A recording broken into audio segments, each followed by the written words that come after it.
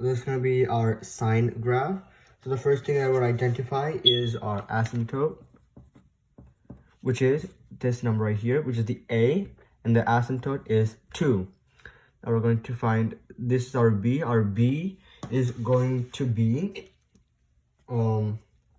this one right here, without the X, of course. So our B will be 1/2. Now what we're going to do is find our period. So the way we find our period is by using the formula 2 pi over B. Since we know that our B is 1/2, what we're going to do is 2 pi over 1/2. I'm just going to continue to pi multiplied by 2 from flipping this, and that's going to be 4 pi. So our period will be 4 pi. However, we can't do it like that, so we're going to find our quarters. So basically, a quarter of 4 pi will be pi, and that's what we're going to base our units on. So now we're going to create an X and Y table.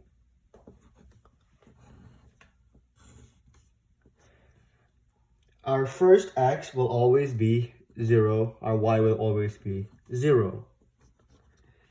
Now we're going to follow our quarters. So we have pi, and for our pi, we have our asymptote of 2 from the same asymptote there. We're going to have 2 pi. That's going to be 0.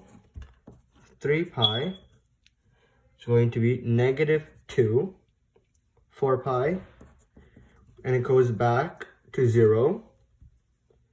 And 5 pi going to 2, and 6 pi going back to 0. So now what we're going to do is we're going to graph it.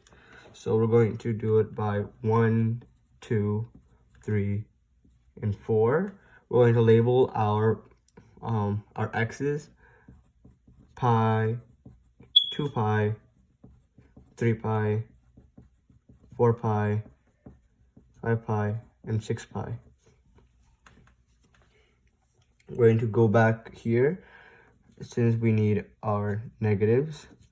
We got -1, -2, -3, and -4.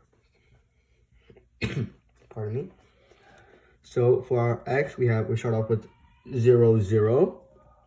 For pi, we have our Y at our point right here at pi, comma 2. I'm sorry, pi. At 2 pi, we go back down at 0. At 3 pi, we go all the way down to -2. We place our point right here. 4 pi, it goes back to 0. 5 pi, it goes up to 2. 6 pi, it comes down back to 0. So you can see that there's a pattern in our graphs. We go up, down, down again, up, and then down. And we continues that way. So we draw our freehand curve.